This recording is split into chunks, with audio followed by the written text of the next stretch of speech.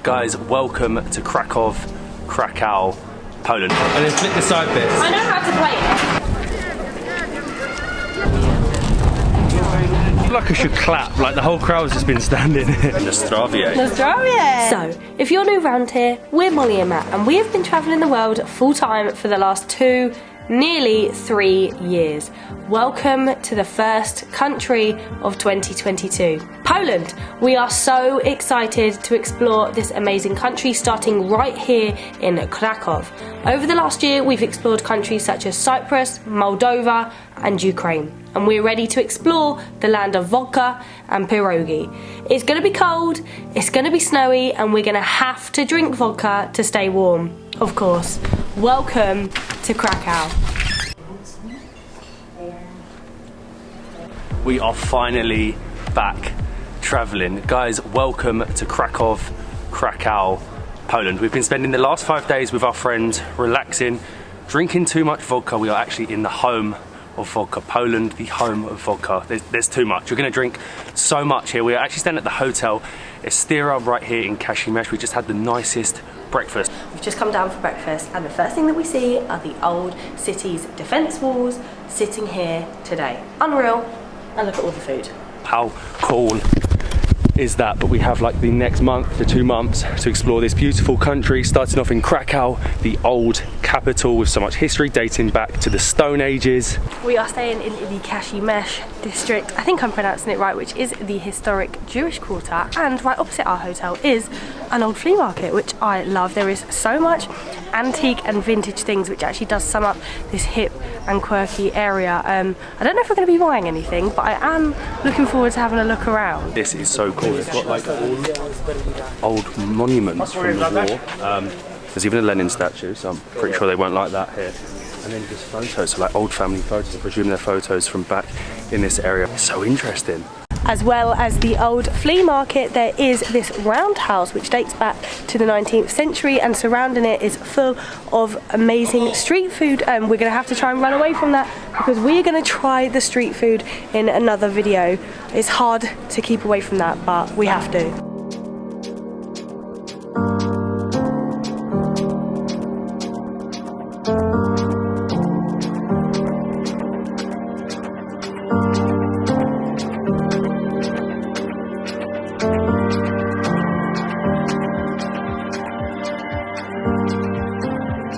It's nice to see how a place like Kazimierz has rejuvenated since sort of almost being decimated in World War II and becoming this like hip, unique place. It's a little bit slow in the daytime, a little bit quiet. I feel like a lot of people go to the main square, the old town, but definitely at night. It's definitely one of the places to go in Krakow at night. But we're now walking down to the river. Most of the city is sort of joined. You can go from Kazimierz down to the river, Old Town Castle, and that's where we're heading, to the river and to the castle. Don't be fooled by the sunshine. It is actually -3 degrees. I can't feel my fingers, I can't feel my nose, I can't feel my toes. It is so cold. We were warned. We were sort of warned about Poland in January, but yeah. I feel like we're sort of prepared.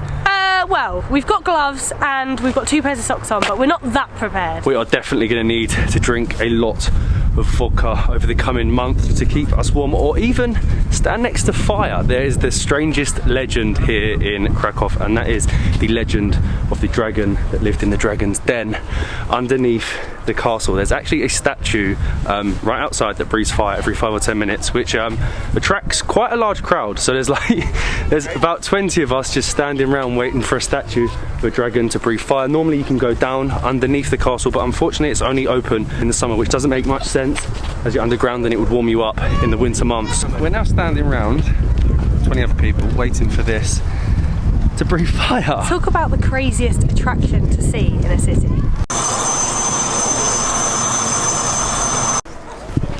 Feeling warm? It goes on for about 5 seconds. It wasn't enough to warm me up. I feel like I should clap, like the whole crowd's just been standing here.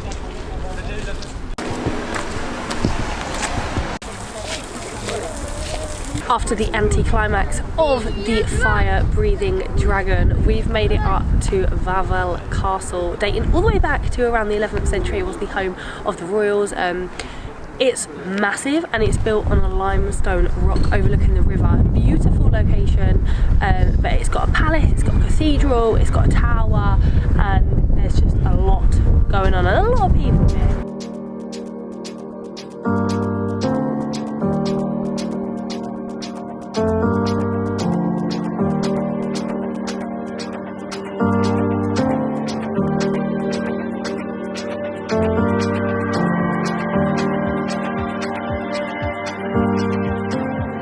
Grounds here huge. I don't know why. I don't know if I'm being really stupid, but I expected it just to be a castle. It feels more like a city with the cathedral and everything. And then to make things worse, there's a dragon underneath us. You better run.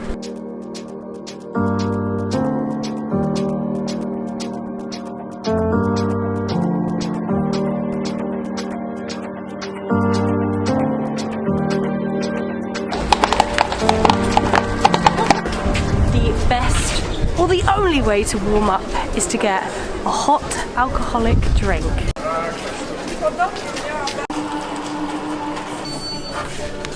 Nostravie. Nostravie! I have never seen a mulled wine specific shop that literally only sells, it's made just mulled wine, cool. and they do a hot, well you can't really see it, a hot beer. I've never heard of a hot beer. Is it Polish? I have no idea. Is it just why do we not have this? Why do we not have mulled wine that much at home? Like, it gets as cold as this. You really need this though, it is so cold. Oh, that's good. They might be on something here in Poland. Now that we are warm, it is time to try something that is supposedly a must try. We've seen them everywhere, they're dotted around all parts of the city, and they are obzvastne. My best pronunciation is great. I think the mulled wine helps. It could be great, we never know, and it's basically an ancestor of a bagel. Polish bakers actually based it off of a pretzel, and the most popular or the traditional is to get it with sesame seeds, and it's kind of like just, I would say it's just a bagel pretzel mixture, and you get them from these little stalls like this. From this guy, I'll get on. Can I have a sesame seed, please? Sesame, one? Yes, please. Two. Oh, I want one. Two, thank you. Thank you. Thank you. Thank you so much. They are bigger than I expected. See? And they're harder. Oh, they're hot. They're really solid. They are a midday snack, so although you can have them whenever you want, you're not supposed to dip them and you're not supposed to fill them. You're meant to just eat them like this.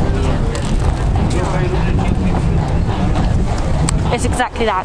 It's a pretzel cross bagel. These sesame seeds are definitely what made it. Without them, it'd be a little bit too dry. I feel like maybe it needed a small bit of butter, maybe some mayonnaise, I don't know. Mayonnaise is a bit of a thing in Poland, but we have now made it to the Old Town Square. This is actually the largest medieval square in all of Europe. It's like 200 meters by 200 meters, so it should be, I think that means it should be a perfect square, and this is where it is all happening. You've got bars, restaurants, full of tourists.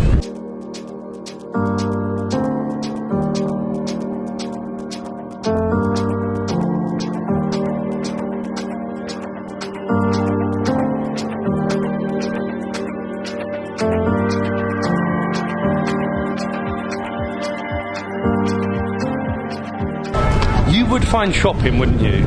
Not just any shopping. This is the Cloth Hall, and it's supposedly the oldest shopping centre in the world. Do you know what it reminds me of? It reminds me of Gringotts in Harry Potter. Like, you know the bank when you go in? The arch. Look at this, it's so medieval. It's not going to be full of goblins though. No, it's not. It's so beautiful. Everything's wooden, and I don't know if you know, but in Poland they keep the Christmas decorations supposedly until February. So we have a lot of these beautiful lights to see. Not only do we have shopping, but we've got the Town Hall Tower, we've got horses, we've got so many people, and St. Mary's Basilica. It is a very touristy square. It's giving me Prague vibes. You've got all these outdoor seating areas, the cobbled streets, and pigeons. An abundance of annoying pigeons. You could literally spend all day going into every bar and restaurant here in the Old Town. They have set it up perfectly with these little outdoor seating areas. We were hoping actually to go up either St. Mary's Basilica, which dates back to the 13th century, or the Clock Tower, because they have like lookout points. But again, for some reason, everything is closed in the winter months and then reopens in April.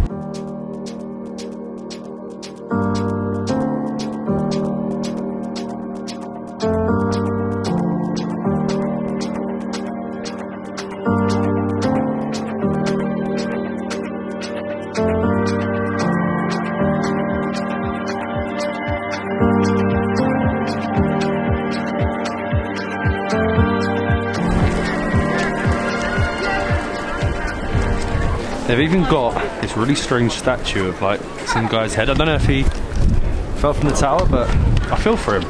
Always like to do something unusual when we first come to a place, and I think we found it. The most quirky, unusual, unbelievable museum ever. Pinball. You're gonna lose. Can you? I don't even know if you can play. I don't even know if I can play pinball, but let's go.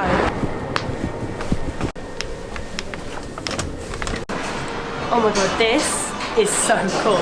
And if they have pinball, they have beer. Cheers. Cheers. Zdravie. A tea-ski. So basically, this is one of the biggest, largest collections of pinball machines in Europe, and they have ones dating back to like the 1970s. You pay 40, which is about £8–9, and you can play as much as you want for an hour. This is my type of museum: beer, pinball, a little bit of pinball history. What more could you want? Do you know how to play? I've not played for a long time, but 1988. 88? Pull it. Older than us. And then flick the side bits. I know how to play it. What's the name of the game though? This is so cool.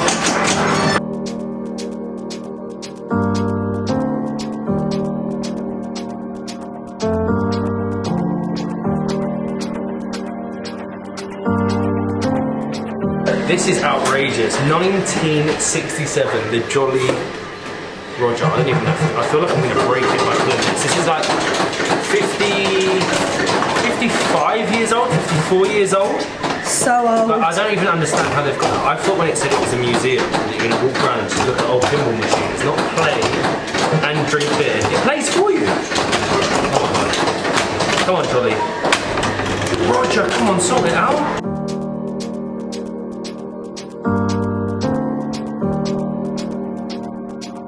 That had to be the strangest but coolest museum you are ever going to find. They didn't just have pinball, they had like retro games. So they had a little bit of Pac-Man. That was so cool. What was the other one? What's it called? Crime Fighter? Oh, Street Fighter, yeah, something along them lines. So fun. A little bit expensive, I'd say, for the hour. You're paying like £8 to £10 per person just to play the games. But I suppose if you play unlimited, you're getting your money's worth. But we've walked back into the old town square now. We're coming to restaurant Tradika. It's a traditional restaurant. Yeah, it's a traditional. We would really wanted to eat in one of these like igloo-y type things. When you walk around the old town, well, the square, all of these are very catered for tourists. So we're looking for traditional Polish food. It's very, very, very hard to find. It's mainly burgers, pastas, pizzas. But I think I found my new favourite Polish beer. Żywiec. Yeah. Żywiec, and it's like the cloudy one. It's really, really nice. Our first Polish dish. I am so excited. So they are very similar to what we have had before, the vareniki in Ukraine, and this is pierogi. It's dumplings, and they are filled with cheese and potato. These are Ruski ones. I am very excited. No sour cream. Normally it's topped with sour cream. We've got some on the way. We have got some on the way. That's cheating. Or not, so I'm going to have it on its own. Thank you so much. They are so soft. Maybe you should try it with some sour cream. Not really huge texture to that one. Oh, I know you got to try it with sour cream. That's better. Like was terrible. It's all over my face. It's much better with sour cream. So supposedly pierogi, they used to create a new recipe or a new filling for it on each holiday, and it used to be a peasant's food. I don't know why. I don't know what makes it peasant's food. But probably because it's easy. But you can find it with all different fillings. You can even get a pierogi dessert, which I'm not having right now. The cheese one though. Cheese and potato. And extra cheese. I can see why I didn't bring the sour cream out.